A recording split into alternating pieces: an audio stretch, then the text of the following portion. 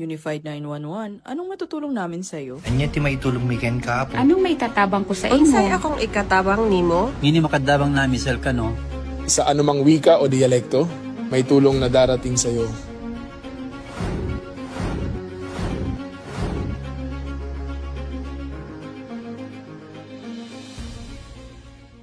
Lilingkod sa bawat Pilipino at magbibigay ng tamang impormasyon para sa tahimik at maayos na Pilipinas. Police News Network, alagad ng batas, tagapagtaguyod ng balitang pulis, sandigan ng mamamayan, patnubay ng katotohanan. La Campo Crame, maghahatid ng pinakahuling kaganapan at nagbabagang balita. Ito ang PNN Police News Network. At ngayon, ang inyong mga tagapagbalita. Magandang araw, bagong Pilipinas. Ako ang inyong alagad ng batas, tagataguyod ng balitang pulis. Patrolwoman Resalie Umalay, maghahatid sa inyo ng tamang balita, kwento ng pulis at serbisyo para sa mamamayan. At ito ang PNP News Online, ang pangunahing balita ng Police News Network, alagad ng batas, tagataguyod ng balitang pulis.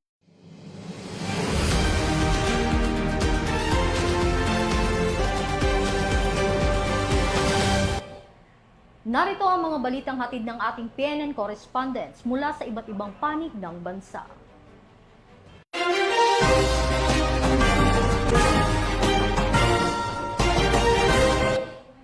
Arestado ang isang sospek matapos ang isinagawang buy-bust operation ng mga otoridad sa Coronadal City na nagresulta sa pagkakakumpiska ng hinihinalang shabu. Yan ang balitang aking tinutukan. 7 na lalaki ang naaresto sa isinagawang buy-bust operation ng mga otoridad sa Purok Spring 3, Barangay Morales, Coronadal City noong Hunyo 1 taong kasalukuyan. Kinilala ang sospek na si alias Pito, residente ng Purok Kalipa, Barangay New Pangasinan, Isulan, Sultan Kudarat. Pinangunahan ng South Cotabato Provincial Drug Enforcement Unit, katuwang ang Coronadal City Police Station, City Police Drug Enforcement Unit at PDEA Regional Office 12. Na-recover mula sa suspect ang isang sachet ng hinihinalang shabu na tumitimbang ng 0.13 grams na may tinatayang halaga na 884 pesos. Nakumpiska din ang 2 sachet ng hinihinalang shabu na may kabuang timbang na 3.98 grams at tinatayang halaga na 27,064 pesos. Ang suspect ay mahaharap sa kasong paglabag sa Section 5 at 11 Article 2 ng Republic Act 9165 o ang Comprehensive Dangerous Drugs Act of 2002. Muling pinaalalahanan ng PNP ang publiko na makipagtulungan sa mga otoridad sa kampanya laban sa ilegal na droga sa pamamagitan ng agarang pag-uulat ng anumang kahinahinalang aktibidad sa kanilang komunidad. Alinsunod sa advokasya ng bagong PNP para sa bagong Pilipinas, serbisyong mabilis, tapat at nararamdaman. Mula dito sa Campo Crame, ako ang inyong PNN correspondent, Patrolwoman Resalie Umalay, nagbabalita para sa Police News Network, alagad ng batas, tagataguyod ng balitang pulis.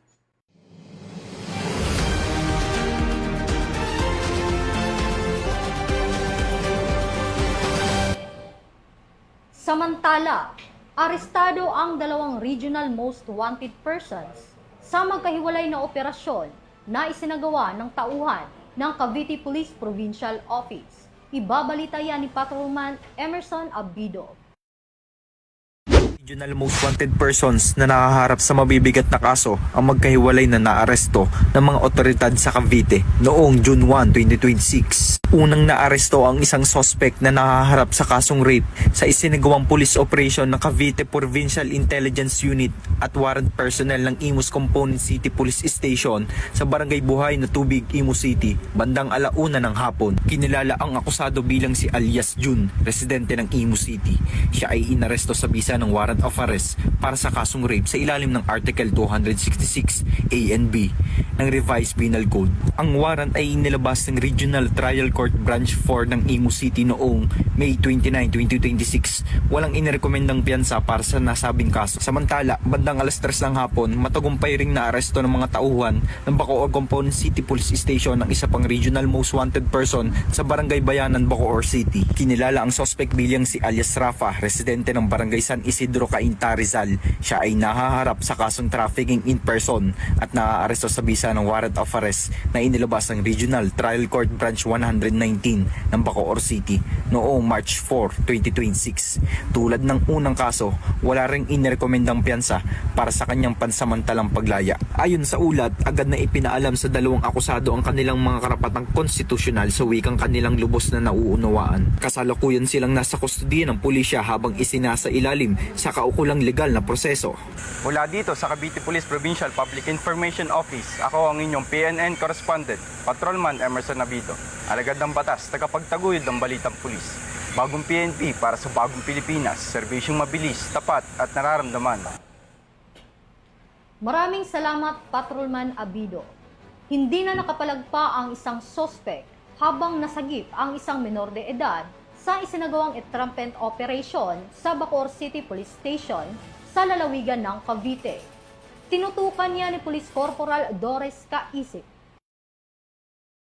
Mga otoridad ng isang menor de edad na dalagita matapos umunong takutin at pilitin ng isang lalaki na makapagkita sa kanya kapalit ng hindi pagpapakalat ng isang sensitibong video. Ayon sa hepe ng Bacoor Component City Police Station na si Police Lieutenant Colonel Alexides Samito, humingi ng tulong ang biktimang si alias Nene kasama ang kanyang ama matapos umano siyang pagbantaan ng sospek na si alias June. Batay sa kanilang reklamo, pinipilit umano ng sospek ang menor de edad na makipagkita at muling makipagtalik sa kanya.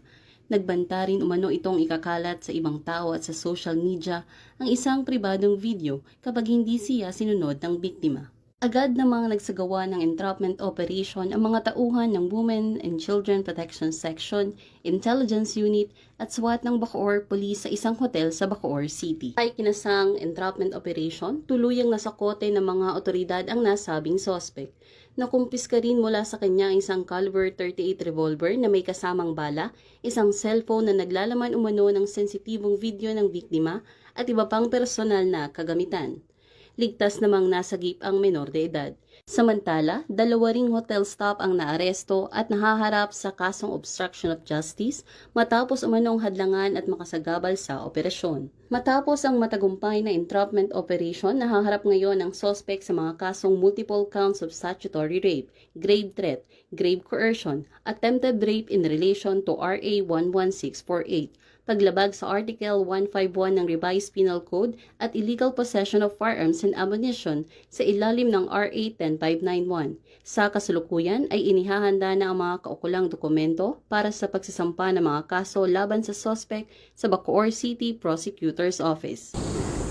Ito ang bagong PNP para sa bagong Pilipinas, serbisyong mabilis, tapat at nararamdaman. Mula sa Cavite Police Provincial Office, ang tahanan ng mga bayaning pulis, ako ang inyong PNN correspondent.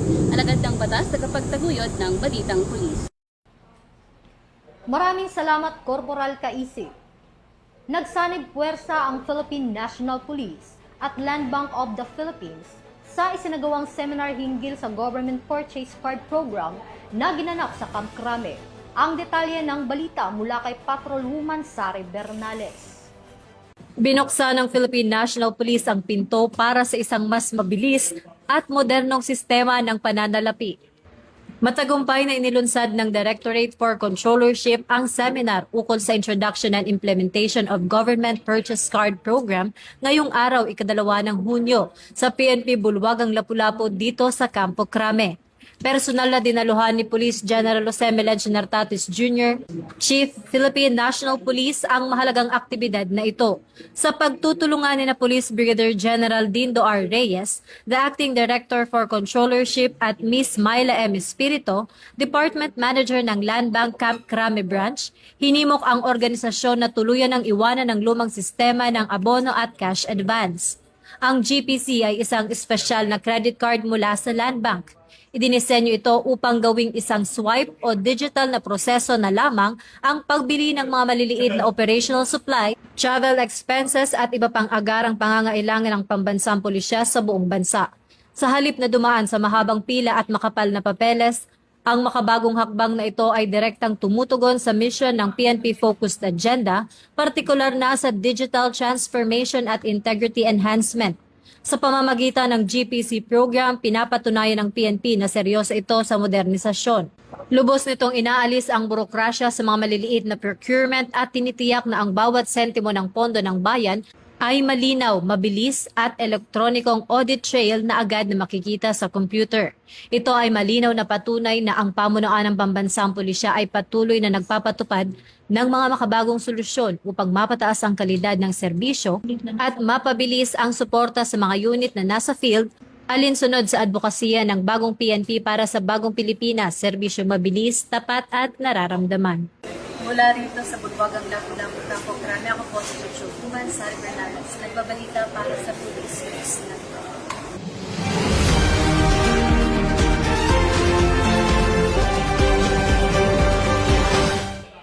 Maraming salamat, Patrolwoman Bernales. Ipinagdiwang ng Philippine National Police ang matagumpay na pagtatapos ng kanilang summer sports program na naglalayong bigyan ang kabataan ng masigla, makabuluhan at produktibong gawain ngayong bakasyon. Patrolwoman Dara Falogme sa report. Matagumpay na isinagawa ng Philippine National Police ang closing and awarding ceremonies ng 2026 PNP Summer Sports Training and Recreational Program sa Camp Crame nito lamang ikadalawa ng Hunyo bilang pagtatapos ng 5 linggong pagsasanay at mga gawaing pampalakasan na nilahukan ng mga kapulisan at ng kanilang mga dependents. Layunin ng programa na isulong ang holistic development ng mga kalahok sa pamamagitan ng iba't ibang sports at recreational activities. Sa kanyang mensahe, binigyan diin ni Chief PNP Police General Jose Melencio C. Natatis Jr. na kinatawa ni Police Lieutenant General Bernard M. Banac, Deputy Chief PNP for Administration, ang kahalagahan ng programa bilang bahagi ng mga inisyatiba ng organisasyon para sa moral at welfare ng mga tauhan. Ayon sa mensahe ng PNP Chief, mahalagang mapanatili hindi lamang ang kahusayan ng mga kapulisan sa kanilang tungkulin sa paglilingkod sa bayan, kundi maging ang matibay na ugnayan ng kanilang mga pamilya at ang paghubog sa kanilang mga anak at dependents. Sa pagtatapos ng programa, kinilala at ginawaran ang mga natatanging kalahok bilang pagkilala sa kanilang pagsisikap at kahusayan sa iba't ibang larangan ng sports at recreational activities.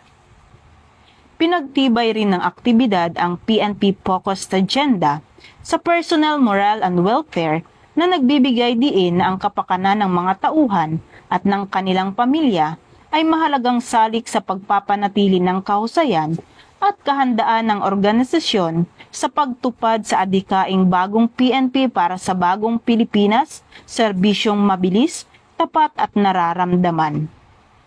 Mula dito sa Campo Crame, ako ang inyong PNN correspondent, Patrolwoman Dara Palogme. Alagad ng batas, tagataguyod ng balitang pulis. Ito ang bagong PNP para sa bagong Pilipinas, serbisyong mabilis, tapat at nararamdaman. Maraming salamat, Patrolwoman Falogme. Walang takas sa batas ang isang lalaki matapos mahuli sa isinagawang checkpoint operation ng mga otoridad sa Pulangi, Albay na nagresulta rin sa pagkakakumpiska ng baril at hinihinalang iligal na droga. Police Staff Sergeant Mercolito Lovendino Jr. sa detalye. Nauwi sa pagkakaaresto ng isang 40 anyos na magsasaka ang tangkang pag-iwas sa checkpoint matapos itong mahulihan na hindi lisensyadong baril at hinihinilang illegal na droga kasunod ng insidente ng pagkakabangga ng minamanehong motorsiklo sa sinagawang operasyon ng pulisya sa Pulangi, Albay. Matagumpay na naaresto ng Pulangi Municipal Police Station ang suspect sa isang routine checkpoint operation bandang alas 11:30 ng umaga sa kahabaan ng Maharlika Highway, Barangay Matakon, Pulangi, Albay. Kinilala ang suspect sa alias na Leo residente ng Libon Albay. Sinubukang umiwas sa checkpoint ng suspect matapos mapansin ang presensya ng mga otoridad. Sa sinagawang standard verification, hiniling sa kanya na ipakita ang lisensya sa pagmamaneho o anumang valid na pagkakakilanlan. Gayunman, nang siyasatin ang dala nitong itim na body bag, natuklasan ng isang pulis ang isang caliber 38 revolver. Kabilang sa mga nakumpiska sa operasyon ang isang caliber 38 revolver na may markang MFTD by Arms Corporation of the Philippines at serial number 20387 na kargado ng 5 bala, 3 karagdagang bala para sa caliber 45 at isang sachet ng hinihinalang shabu na tumitimbang ng 2 gramo at may tinatayang standard drug price na 13,600 pesos. Ang matagumpay na operasyon ay patunay ng pinagting na police visibility at checkpoint operations, isa sa mga estratehiya na nakapaloob sa PNP Focus Agenda, particular sa ilalim ng Enhanced Managing Police Operations. Bahagi rin ito ng mas malawak na Safer Cities Initiative na layuning palakasin ang presensya ng pulisya sa mga strategic lugar upang maiwasan ang kriminalidad at mapanatili ang kaligtasan ng publiko. Mula dito sa Bicol Region, ako po si Police Staff Sergeant Merculito P. Luventino Jr. Nag-uulat para sa Police News Network, Bagong PNP, para sa Bagong Pilipinas, serbisyong mabilis, tapat at nararamdaman. Maraming salamat Police Staff Sergeant Luventino Jr. At yan ang mga balitang nakalap ng ating PNN correspondents mula Luzon, Visayas at Mindanao. Para sa mas malawak at mabilis na ulat ng mga balita, i-like, follow and share kami sa aming Facebook account ng Police News Network at sa Twitter account para sa mga real-time updates at YouTube channel para sa mga real-time replays. Manatiling mapagmatsyag at laging alam ang totoo. Sa ngalan ng pamunuan ng Philippine National Police, sa pangunguna ni Chief PNP, Police General Jose Melencio C. Nartatis Jr. at sa pamumuno ni President Ferdinand Bongbong Marcos Jr., kami ay maglilingkod sa bawat Pilipino at magbibigay ng tama at balanseng balita. Bago po tayo magtapos, binabati po namin ng maligayang kaarawan si Police Captain Leonardo Sorio ng CIDG. Naway patuloy po kayong pagpalain at bigyan ng kalakasan. At ngayong darating po na June 14, 2026, Pamanang Lahi, 128th Philippine Independent Day, magkakaroon din po ng gift giving sa Calamba, Laguna this June. 150 na mga bata ang bibigyan ng ngiti ng Nariag family. Taos-pusong pasasalamat po sa lahat ng officers at members ng Nariag na walang sawang nagbibigay ng suporta, oras, at dedikasyon sa grupo. Malaking bahagi po ang inyong pagtutulungan sa tagumpay ng ganitong mga aktibidad. At sa June 28, 2026, alas 7 ng umaga, magkakaroon po ng Fun Run for Health, Run for Awareness, Run for a Better Tomorrow, na may temang Fun Run for a Cause. Muling nagpaalala ang pambansang pulisya kaugnay sa nalalapit na parliamentary election sa Bangsamoro Autonomous Region in Muslim Mindanao. Pinaalalahanan ng Philippine National Police ang publiko na manatiling mapanuri at maging mapagmatsyag laban sa paglaganap ng fake news, misinformation, disinformation, at iba pang online platforms. Labanan ang fake news sa bar, ugaliing mag-fact check at magbahagi lamang ng tama, beripikado at mapagkakatiwalaang impormasyon upang mapanatili ang kapayapaan, kaayusan, at pagkakaisa sa komunidad. Mula rito sa tanggapan ng tagapag-ugnay ng Pambansang Pulisya, ako ang inyong alagad ng batas, tagataguyod ng Balitang Pulis, Patrolwoman Resalie Umalay, maghahatid sa tamang balita, kwento ng pulis, at serbisyo para sa mamamayan. At ito ang PNP News Online, ang pangunahing balita ng Police News Network. At ito ang Bagong PNP para sa Bagong Pilipinas. Serbisyong mabilis, tapat, at nararamdaman.